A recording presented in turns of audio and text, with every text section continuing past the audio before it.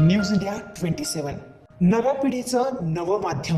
नाशिक महानगरपालिकेतील राष्ट्रवादीचे गटनेते सीमा रंजन ठाकरे यांनी गटनेते कार्यालयामध्ये कामकाजाची औपचारिक सुरुवात केली आणि निमित्तानं राजीव गांधी भवन येथील गटनेते कार्यालयामध्ये तीर्थप्रसादाचं आयोजन करण्यात आलं होतं।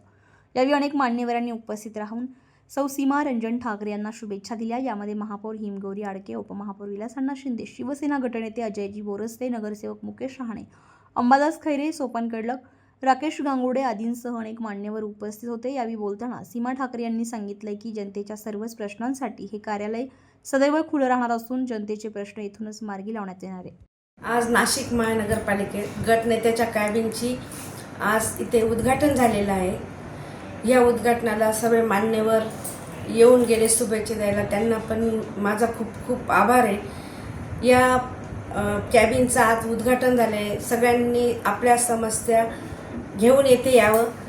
नगरसेवकांसाठी बसायला पण एक कॅबिन केलेली आहे आणि